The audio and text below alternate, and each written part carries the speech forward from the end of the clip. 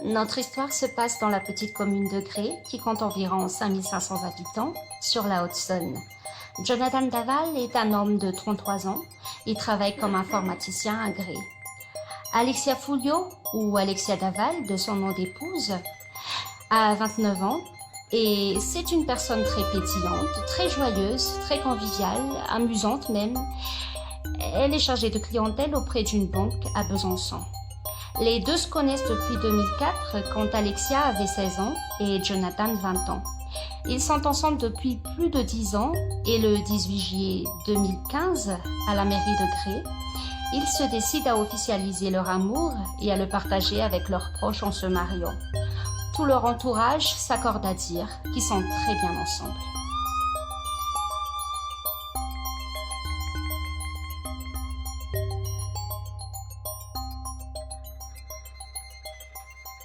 Samedi 28 octobre 2017 à Gray, Alexia, comme à son habitude, à 9h30 du matin, se prépare pour faire son jogging. Juste avant, elle prend le temps d'envoyer un message à sa sœur en lui disant que si elle ne traînait pas trop, après avoir couru, elle passerait la voir juste après. Mais elle n'aura jamais eu le temps de le faire. Environ 1h30 ou 2 heures plus tard, son mari Jonathan commence à s'inquiéter de ne pas pouvoir joindre son épouse et finit par appeler les parents d'Alexia pour demander s'ils ont des nouvelles de leur fille. Jonathan commence à leur dire que Alexia était partie faire son jogging depuis 2 heures et qu'elle n'a pas donné de nouvelles, qu'il s'inquiète beaucoup car elle lui avait dit qu'elle allait courir 45 minutes ou 1 heure au maximum. C'était la raison pour laquelle il appelait, au cas où les parents auraient de ses nouvelles. À midi, Jonathan, toujours sans nouvelles de son épouse, ne tient plus en place. Alors il décide d'aller voir la gendarmerie.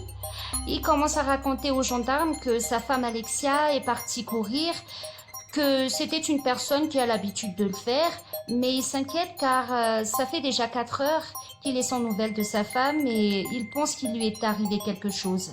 Car sa femme n'a ni son téléphone avec elle, ni son porte-monnaie, ni ses clés.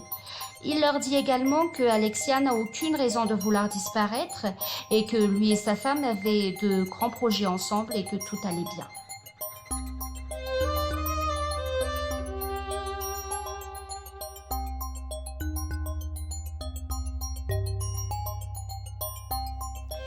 Du récit de l'époux Jonathan, les gendarmes concluent qu'il ne peut s'agir d'une fuite volontaire, du fait qu'elle est plus que très proche de chacun des membres de sa famille. Il ne peut s'agir non plus d'un suicide, car c'est une femme qui souhaite agrandir sa famille et offrir des enfants à son mari, mais qu'il doit s'agir vraisemblablement d'une disparition inquiétante. Il commence à envisager la possibilité d'un accident. C'est l'hypothèse qu'il priorise en premier, malgré le fait que toute autre possibilité est à prendre en compte. Les gendarmes demandent à Jonathan le parcours qu'Alexia a l'habitude d'emprunter, afin qu'ils puissent déjà cadrer un endroit pour effectuer leurs recherches. Pour les gendarmes, il y a une forte possibilité d'un accident causé par un véhicule ou un accident de chasse. Alors ils appellent les hôpitaux aux alentours, mais ils sont catégoriques. Ils n'ont reçu personne correspondant à Alexia ayant subi ce genre d'accident chez eux. Le temps continue à se défiler et là, même les gendarmes commencent à prendre la situation plus que sérieuse et inquiétante.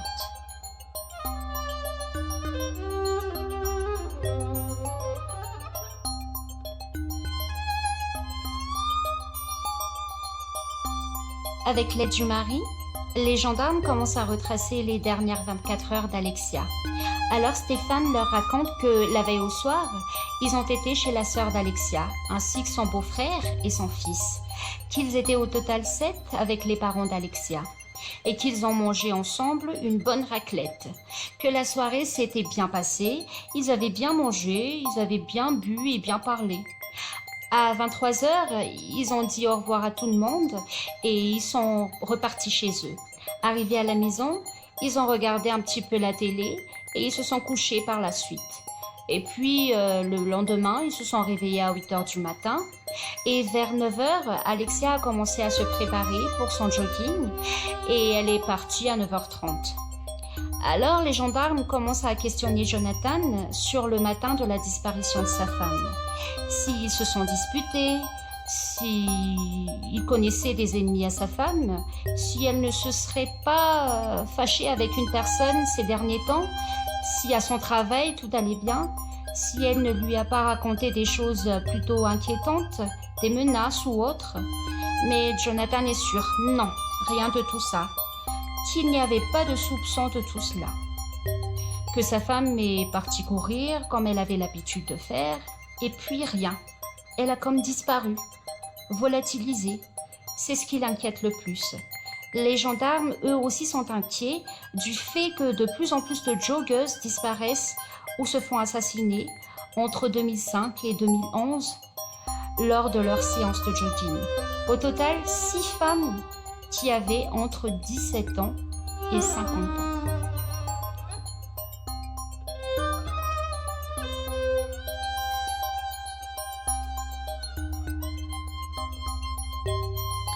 Marie-Jeanne Meyer avait 17 ans quand elle a disparu à Tournon-sur-Rhône, en Ardèche. Elle est retrouvée carbonisée 4 jours plus tard. Natacha Mougel avait 29 ans.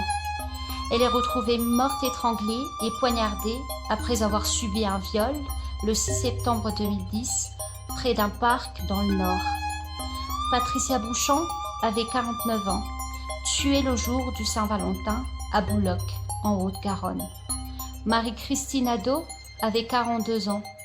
2 jours après avoir disparu également, elle a été retrouvée morte dans les bois à Milly-la-Forêt, dans l'Essonne. Nelly Crémel avait 39 ans. Son corps a été découvert 10 jours après sa disparition à Eureuil-en-Brie, dans la Seine-et-Marne. Martine Jong avait elle aussi 49 ans quand elle a été frappée jusqu'à ce qu'elle meure sous les coups dans une commune du Bas-Rhin. Les gendarmes craignent qu'une autre affaire, comme tout ce dont on a cité avant, ne se reproduise de nouveau. D'où le procureur de la République de Vesoul ne lésine pas sur les moyens afin d'aider au mieux les gendarmes pour retrouver Alexia, et ils espèrent vivante. Mais plus le temps passe et plus l'espoir de la retrouver vivante s'amenuise. À force de ne pas avoir de résultats, le procureur finit par émettre un appel à témoins en décrivant autant que possible la physiologie d'Alexia, les vêtements qu'elle portait au moment de sa disparition. Lors de sa déclaration à la presse, il a demandé à la population de Gré de signaler la moindre information qu'elle pourrait avoir. Les gens estiment cela comme étant important ou pas, tant que ça pourrait aider à retrouver Alexia.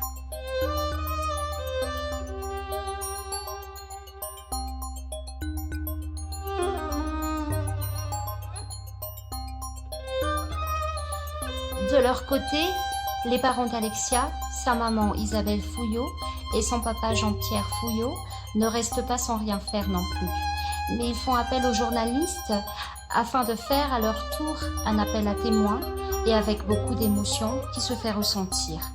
Ils demandent à toute personne ayant des informations sur la disparition de leur fille d'aller en parler directement aux gendarmes afin qu'ils puissent retrouver leur fille saine et sauve. Cet appel à témoins a plus que touché les habitants de Gré, car Alexia est comme ce que nous pourrions appeler une vraie enfant du pays. Presque tout le monde connaît sa maman Isabelle, qui est la conseillère municipale de Gré, et son papa Jean-Pierre, qui tient un bar-café dans le quartier. De ce fait, tout le monde connaissait également Alexia et sa sœur. Suite à cette annonce, tout le monde s'est donné rendez-vous afin de faire une battue avec les gendarmes pour aider les parents à retrouver leur fille aimée. Et vu le nombre de personnes qui est venu, on peut ressentir que cette famille est vraiment très appréciée dans la commune. La maman est également présente lors de cette battue, mais en même temps, elle craint le pire, car d'une certaine manière, qui dit battue, dit possibilité de retrouver un corps. Malgré tout, elle reste positive et elle espère toujours revoir sa fille vivante.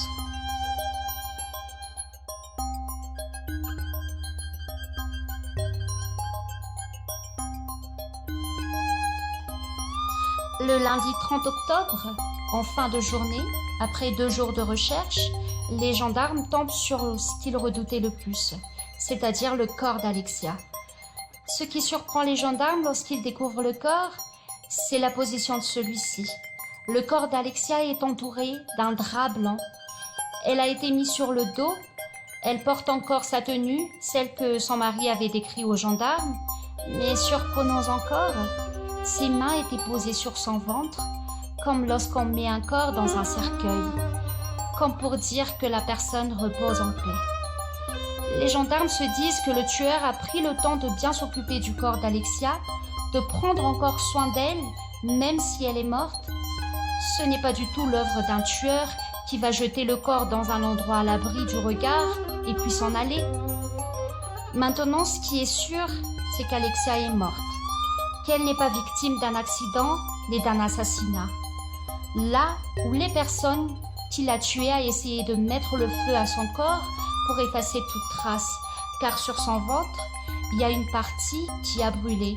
C'est-à-dire que c'était là l'origine d'une tentative de mise à feu, mais cela n'a pas abouti à une carbonisation puisque le feu n'a pas pris.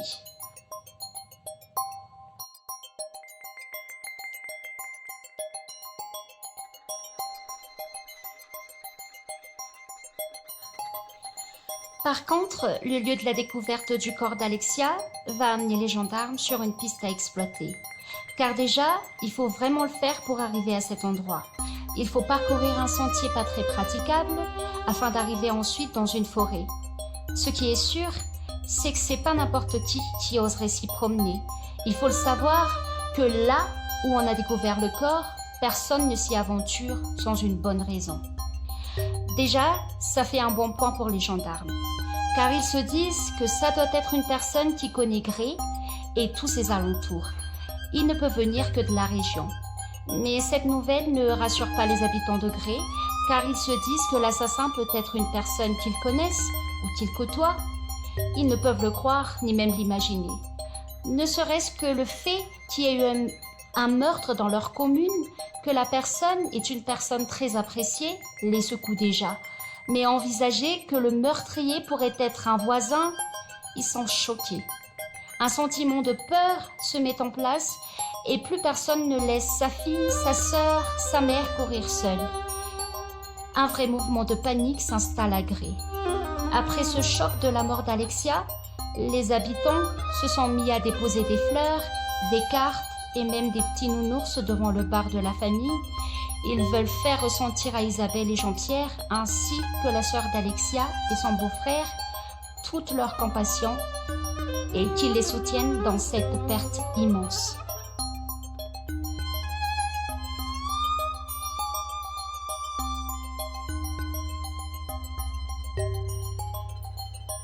Le 2 novembre, juste 3 jours après qu'on ait découvert le corps sans vie d'Alexia, son mari Jonathan ainsi que ses parents acceptent de faire une petite conférence de presse. Le mari n'arrive pas à se contenir et n'arrête pas de pleurer. Alors c'est la maman qui décide de lire une lettre pour les journalistes présents.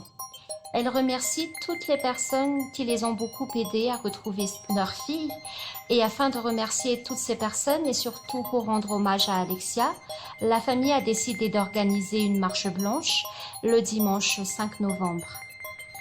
Il n'y a pas que la population de Gré qui a été touchée par cette perte, mais également les joggeurs dans toute la France. Ils ont décidé de tous courir pour Alexia. Lors de la marche blanche, énormément de monde ont marché avec la famille d'Alexia dans le respect et la dignité.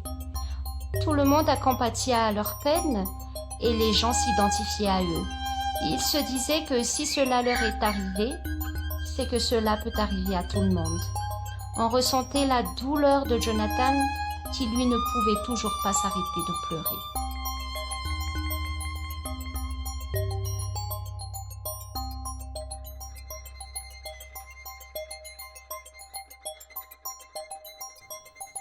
Alors qu'on s'attendait à environ 4000 personnes qui seraient présentes à cette marche blanche, il y a eu 10 000 personnes de présents, c'est-à-dire le double de la population de Gré. C'est la preuve que l'histoire d'Alexia et ce qui lui est arrivé a plus que touché les gens de partout en France. Après 1h30, la famille d'Alexia clore la marche blanche avec un discours de remerciement et pour parler d'Alexia, où chaque membre de la famille prend la parole. Au moment où Jonathan devait prendre la parole, il avance avec ses beaux-parents tout en continuant de beaucoup pleurer.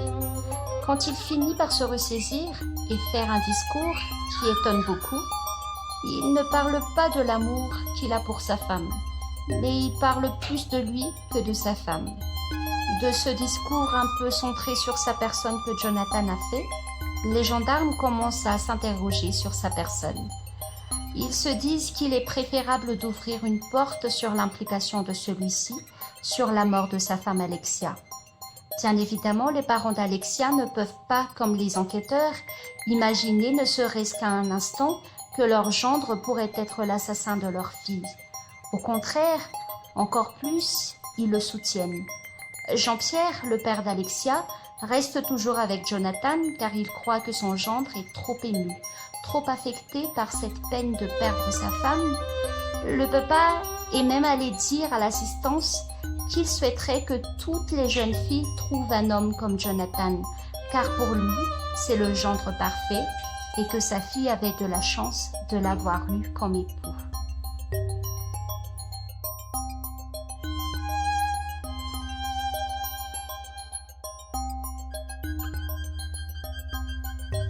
Il est vrai que Jonathan faisait partie de la famille Fouillot, car ne l'oublions pas, le couple Alexia et Jonathan a duré plus de 10 ans, et même qu'avant de se mettre en couple, ils se connaissaient déjà. Et les parents d'Alexia sont des personnes très aimantes et très accueillants. Ils ont toujours considéré Jonathan et Grégory, le mari de la sœur d'Alexia, comme leur propre fils. Jonathan avait retrouvé une autre vraie famille aimante. Il faisait partie à part entière du clan Fouillot. Alors, il est plus que logique, après la perte immense que la famille a subie avec la mort d'Alexia, que ça a encore plus rapproché les parents de la jeune fille avec leur gendre Jonathan. Et même que le mari de la jeune femme a demandé à ses beaux-parents de pouvoir rester avec eux durant le temps qu'ils fassent son deuil, ce que les parents ont de suite accepté car ils se réconfortaient mutuellement. Ils ont été 24 heures sur 24 ensemble, du matin au soir. Ils étaient vraiment tous réunis dans la douleur et jamais ils ont été aussi proches. Du côté des enquêteurs, l'autopsie effectuée sur le corps d'Alexia révèle pas mal d'éléments importants pour eux. La première chose constatée, c'est que Alexia a reçu énormément de coups. La deuxième, c'est que la cause de la mort est la strangulation. Et enfin, la troisième chose, c'est qu'elle n'a pas subi de viol. Cette troisième constatation est primordiale pour les enquêteurs car cela ferme catégoriquement l'hypothèse d'un crime sexuel. Mais cela augmente encore plus la conviction des enquêteurs à penser que le tueur pourrait être une personne qu'Alexia connaît car qui dit strangulation dit crime passionné.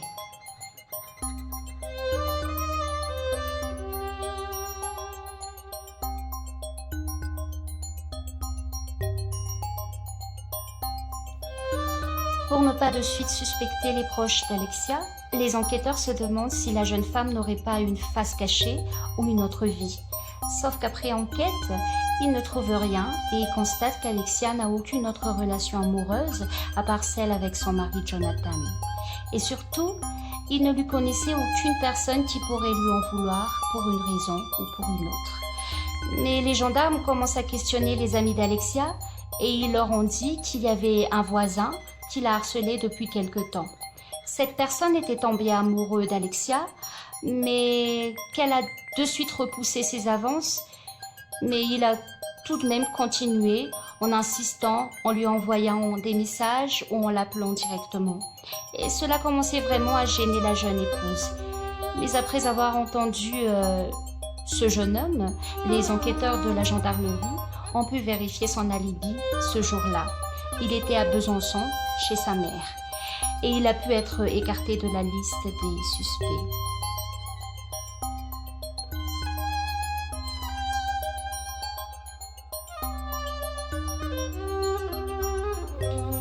Quand les enquêteurs commencent à un petit peu tourner en rond, ça commence de plus en plus à jaser à gré.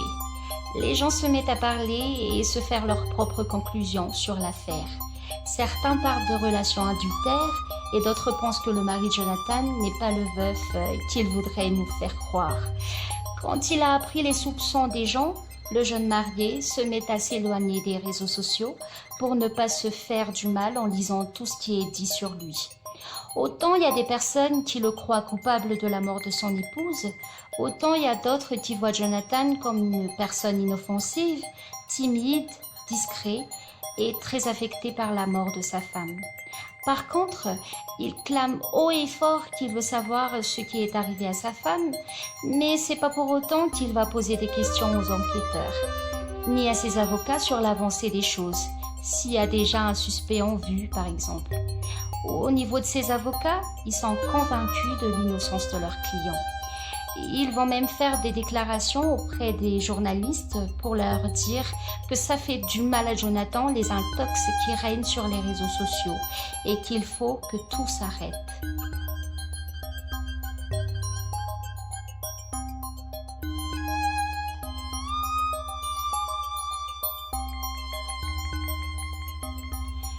Chose incroyable, c'est que Isabelle et Jean-Pierre, les parents d'Alexia, croient fortement à l'innocence de leur gendre Jonathan. Ils sont même en colère contre les personnes qui osent dire du mal du mari de leur défunte fille. Pour eux, c'est juste de la méchanceté gratuite et que cette hypothèse ne tient même pas debout, car leur gendre aimait fortement leur fille et il est incapable de lui avoir fait subir ce que leur fille a subi. Les pauvres, ils vont être déçus de ce qui va se passer par la suite. Au bout de 3 mois, après la disparition d'Alexia, le 28 janvier 2018, tout va enfin bouger et l'affaire va bien avancer. Les enquêteurs se mettent enfin à montrer que Jonathan est leur premier suspect dans cette affaire. Et ils commencent par faire une perquisition dans la maison du couple et mettre en garde à vue le mari. Cette annonce a choqué plus d'un car même s'il y a eu des soupçons, le fait que les enquêteurs se tournent officiellement vers le mari fait un grand boom, tout le monde est estomaqué. Tout de même, du côté de la famille d'Alexia, ils n'y croient toujours pas. Ils restent campés sur leur opinion et ils croient encore Jonathan innocent. Les enquêteurs se trompent pour eux. Ils soutiennent encore le gendre plus que tout et ils veulent qu'il soit libéré. Du côté des avocats de Jonathan, ils pensent que cette arrestation permettra aux enquêteurs de constater l'innocence de leurs clients et à leurs clients de pouvoir mieux s'exprimer afin d'éclaircir les choses et enlever tout soupçon sur lui.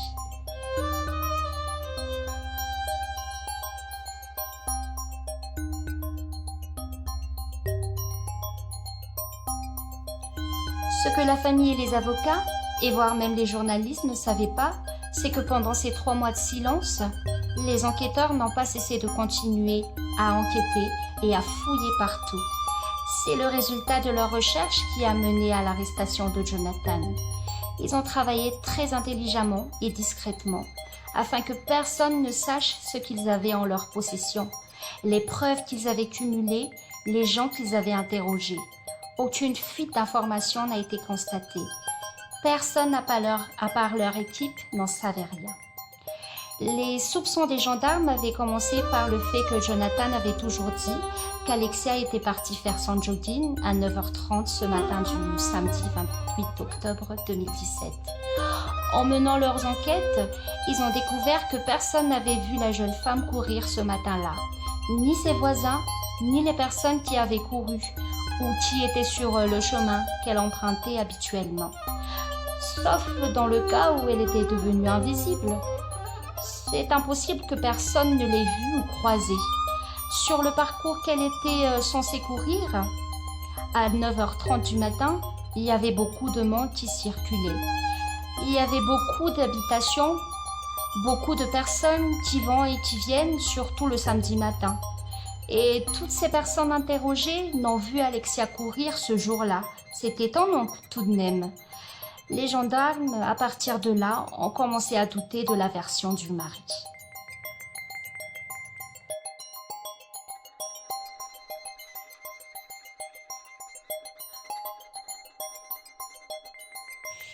Les enquêteurs, en constatant l'incohérence de ce qu'avait dit Jonathan, le mettent sur écoute. Mais le jeune homme est très prudent et très bon acteur, car il est toujours très affecté, même au téléphone. Rien n'a pu être exploité à part le fait qu'il était beaucoup en contact avec son frère. Son frère qui reste pour lui une personne qui le réconforte énormément. Afin de les aider, les gendarmes vont faire appel à des experts en comportement pour faire l'écoute de ces sonores d'appel et sur les faits et gestes de Jonathan en public afin d'avoir leur avis sur la personnalité de leur suspect. Les comportementalistes, ne serait-ce qu'en voyant les vidéos de ces apparitions en public, voient directement que le mari a des tics qui montrent sa culpabilité, qu'il se comportait comme une personne qui a un secret lourd à porter et qu'il s'empêchait avec beaucoup d'efforts de dire la vérité. Mais ses faits et gestes et ce qu'il montre par rapport à son corps ne l'aident pas à cacher sa culpabilité.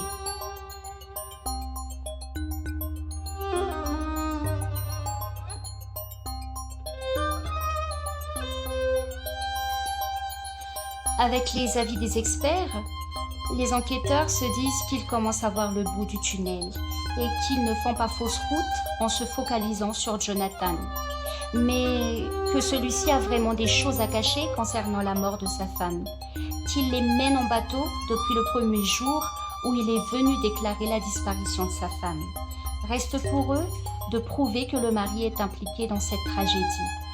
Comme le hasard fait bien des choses, au moment où les experts comportementalistes annoncent aux gendarmes leur constatation, les gendarmes ont convoqué une personne qui va leur révéler une chose qu'ils n'avaient pas en main concernant la nuit avant la disparition d'Alexia. Ce témoin-là va les aider à confirmer leur conviction sur la culpabilité du mari. Le témoin en question n'est plus ni moins que le voisin du couple. Il commence à raconter que la nuit d'avant la disparition, aux environs d'1h30 du matin, ils avaient entendu de dehors le bruit que fait une dalle, ce qui l'a intrigué et il a regardé par sa fenêtre et a vu la voiture utilitaire blanc de M. Daval qui habituellement est garée devant le garage, est rentré dans le garage et la porte s'est refermée juste après.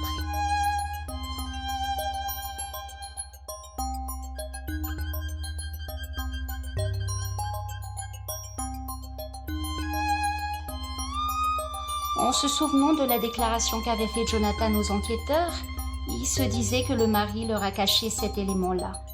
Comme quoi, il était ressorti de sa maison à 1h30 du matin. Quelle serait sa raison ? Pourquoi vouloir cacher qu'il n'était pas en train de dormir aux côtés de sa femme, comme il avait prétendu, à 1h30 du matin ? Ce mensonge ou cette volonté de ne pas dire la vérité fait réfléchir les enquêteurs et les conforte sur la culpabilité de Jonathan. De cette déclaration du témoin, les gendarmes comparent une empreinte de pneu qu'ils avaient recueillie sur le lieu de trouvaille du corps d'Alexia avec le pneu de la voiture utilitaire de travail de son mari. La trace de pneu sur place indique que le pneu en question comportait un défaut et ce défaut est aussi vu sur l'un des pneus de devant de la voiture de Jonathan. Et là, plus de doute. C'est Jonathan qui est le tueur de sa femme, Alexia, pour les enquêteurs.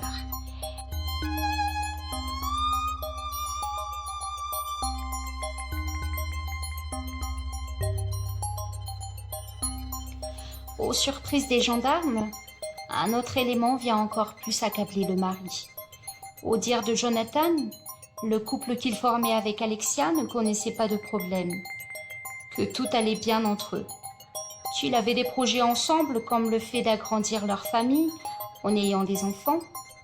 La vérité en est tout autre car ça n'allait pas du tout.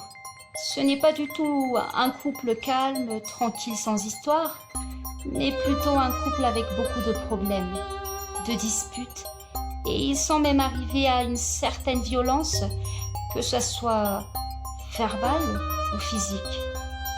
Étonnamment, cette violence ne venait pas de Jonathan envers Alexia, mais d'Alexia envers Jonathan.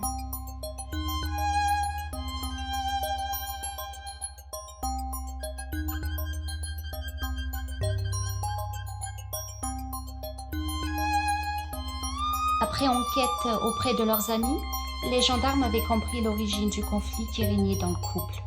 Alexia voulait absolument être maman, mais le couple n'arrivait pas à faire de bébé. Et cette envie qu'avait la jeune femme étouffait littéralement leur couple, car elle revenait sans arrêt sur le sujet.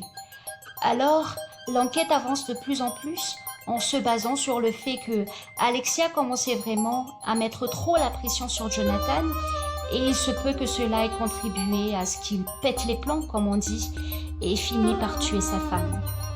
Avec tous ces éléments, les gendarmes avaient assez de preuves pour mettre en garde à vue le jeune marié et le faire avouer.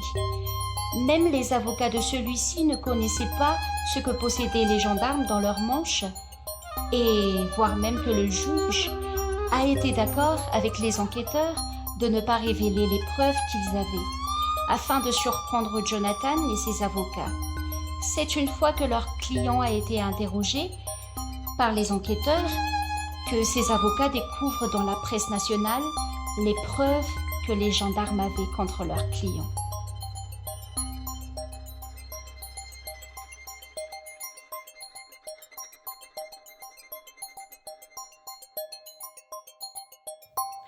Du côté des interrogatoires, les gendarmes commencent à montrer petit à petit à Jonathan les preuves de sa culpabilité et à l'histoire du fait qu'il est sorti vers 1h30 du matin et a fait bouger la voiture et qu'il n'en a rien dit aux enquêteurs.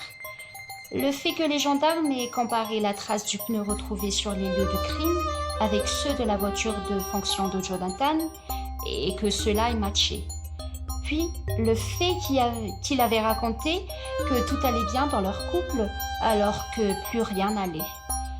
Et bien sûr, le fait que personne n'ait vu Alexia faire son jogging ce matin-là. Au même moment, d'autres enquêteurs de la gendarmerie sont allés voir la maman d'Alexia afin de lui montrer le drap qui a servi à recouvrir le corps de sa fille lorsqu'on l'avait découverte sans vie. Et Isabelle est catégorique. Le drap en question vient de la maison de sa fille et de Jonathan. Elle le reconnaissait. De leur côté, les avocats de Jonathan sont sous le choc d'entendre et de voir tous les éléments à charge contre leur client. Ils comprennent que c'est mal barré pour eux, que les enquêteurs ont des preuves très lourdes à contester et que cette affaire va être plus que difficile à défendre. Ils étaient partis d'un cas où ils croyaient qu'il n'y avait rien de compromettant pour leur client. Même la famille de la défunte était à 100% avec lui. Et là, tout leur tombe sur la tête.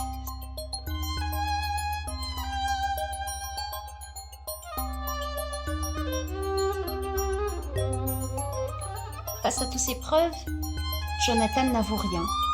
Il continue à dire qu'il n'a rien fait à Alexia. Qu'il faut le croire, il est innocent. Et ses avocats sentent que leur client aurait du mal à convaincre les enquêteurs. Jonathan Daval est toujours dans la négation. Il ne comprend pas pourquoi il y a ces preuves contre lui alors que tout est faux. Et là, ses avocats commencent à lui expliquer qu'il ne peut pas tout nier comme ça car ce n'est pas crédible du tout. Il y a certaines preuves qui sont irréfutables et qu'il faut qu'il change son comportement et qu'il doit dire la vérité, ne serait-ce que pour la famille d'Alexia.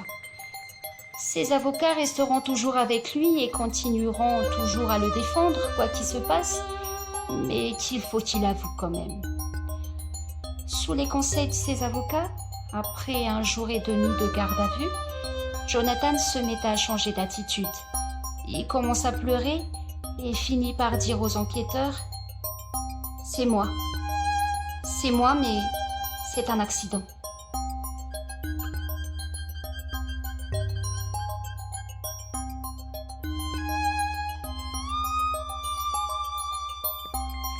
Jonathan raconte le déroulé des événements comme suit. Sur la route, après la soirée passée dans la famille d'Alexia, ils avaient commencé à se disputer et une fois qu'ils sont rentrés à la maison, son épouse s'est échangée et a mis une tenue plus décontractée. Et de suite après, la dispute a repris. Alexia a commencé à être violente et à toujours revenir sur la même histoire, à lui reprocher de ne pas être un vrai homme capable de la mettre enceinte. De plus en plus, la dispute augmente en intensité jusqu'au point où la jeune femme gifle Jonathan plusieurs fois. Et là, il n'en peut plus. Il n'arrive plus à se retenir et à un moment, il ne se contrôle plus et se met à l'étrangler. Il a serré le cou de sa femme car il en avait marre des reproches et qu'il voulait que tout s'arrête. Il raconte qu'il n'a jamais voulu la mort de sa femme, mais qu'au lieu d'appeler et avertir les gendarmes ou les secours, il décide de cacher le corps de sa femme et de faire croire à tout le monde qu'elle a disparu en faisant son jogging. Alors, avant, il lui met des chaussures de sport car il veut faire croire à une agression sur une joggeuse comme tant d'autres auparavant. Il finit par l'enrouler dans un drap pour que ça soit plus facile de la transporter. Puis, il rentre la voiture dans le garage et il met le corps dans le coffre. Il s'en va pour aller jeter le corps de sa femme quelque part, alors il décide de la mettre au bois des moulins, car il connaît bien l'endroit. Il y a vécu quand il était jeune et il connaît presque tous les recoins.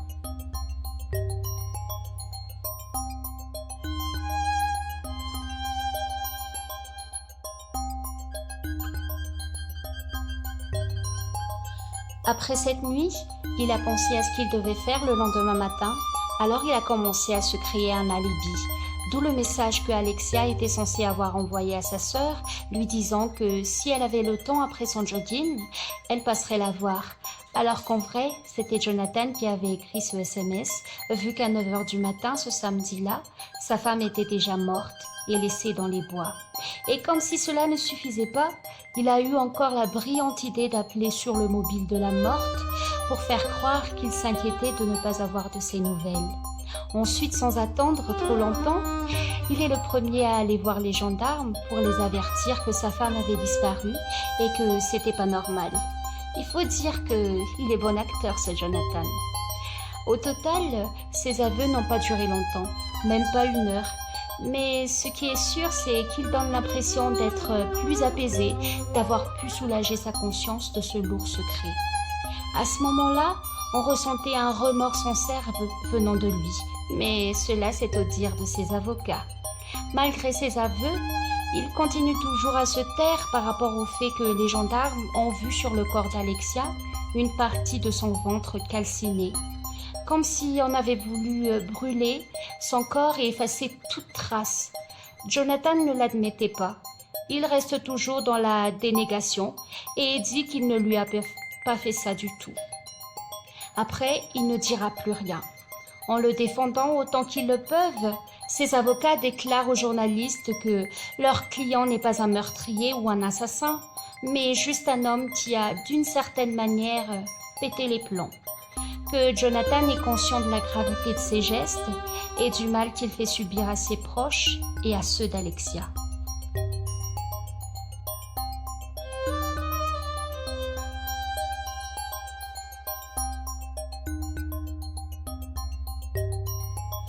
Pour la famille d'Alexia, l'annonce de cet aveu est comme une bombe tombée du ciel. Ils ont toujours cru en l'innocence de cet homme, qu'ils considéraient comme leur fils, qui a pleuré avec eux, qu'ils ont réconforté, qui dormait sous leur toit, qui a partagé leur table matin, midi et soir. Isabelle et Jean-Pierre ont déjà perdu une fille et les voilà pourtant perdant un autre fils. Ils ont encore envie qu'on leur dise que non, que finalement ce n'était pas Jonathan qui avait tué leur fille, mais une autre personne. Cette nouvelle est vraiment dure à accepter pour eux.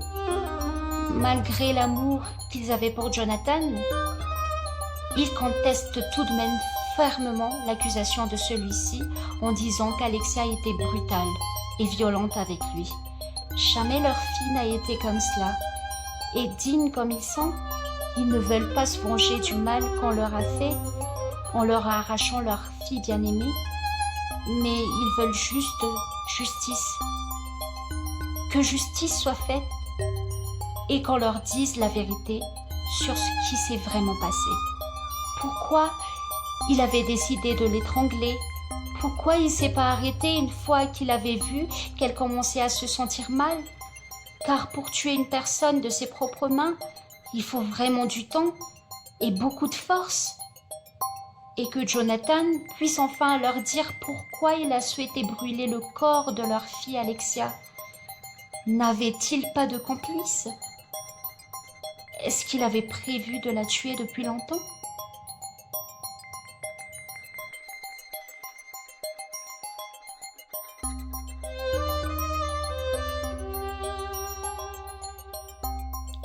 À présent, la famille d'Alexia doute désormais des vrais sentiments que Jonathan leur portait et portait à leur fille, de la sincérité, de sa peine lors de la découverte du corps de leur fille et durant le temps qu'ils avaient passé avec eux. Est-ce que Jonathan ne souffrirait pas d'un dédoublement de la personnalité pour jouer autant si bien les deux rôles qu'il a joués? Les parents d'Alexia refusent de vivre dans la haine, que cela ne changera rien au fait qu'Alexia ne sera plus jamais là. Bien avant son procès, le 1er octobre 2018, Jonathan demande à ce qu'on le remette en liberté. Et il affirme désormais que ce n'était pas lui qui avait tué sa femme, mais que c'était Grégory, le beau-frère d'Alexia, et qu'il s'agissait d'un complot familial. En entendant cette affirmation venant de Jonathan, la famille d'Alexia demanda à avoir une confrontation avec celui-ci. Mais heureusement, sa demande de liberté a été refusée le 15 octobre 2018. Et le 7 décembre 2018, la confrontation a pu avoir eu lieu. Dans la matinée, Jonathan continuait à maintenir sa version comme quoi c'était un complot familial et que ce n'était pas lui le meurtrier d'Alexia, mais Grégory. Et dans l'après-midi, la mère d'Alexia a tenu à parler à Jonathan et elle lui a montré une photo de sa femme avec leur chat Happy. Et là, une nouvelle fois, il s'effondre et finit par dire que c'était lui le coupable.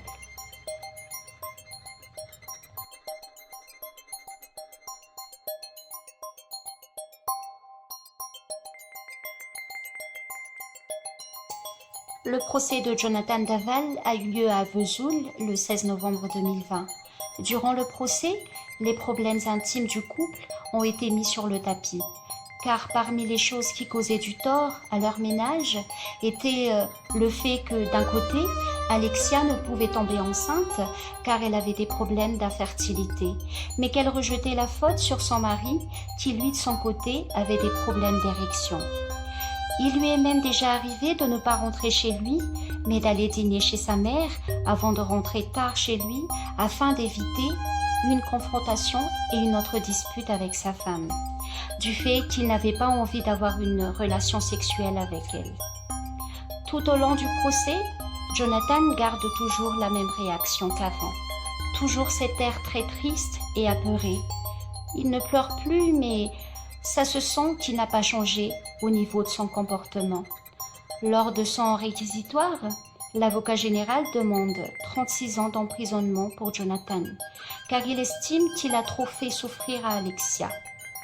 Même quand elle est morte de ses propres mains, il a essayé de la brûler.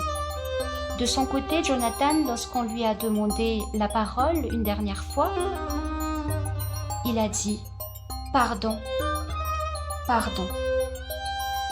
Le samedi 21 novembre à Vesoul, Jonathan a été condamné à 25 ans de réclusion criminelle et sans allongement de la période de sûreté, c'est-à-dire qu'il doit purger sans aucune réduction la moitié de sa peine, les 12 ans et demi.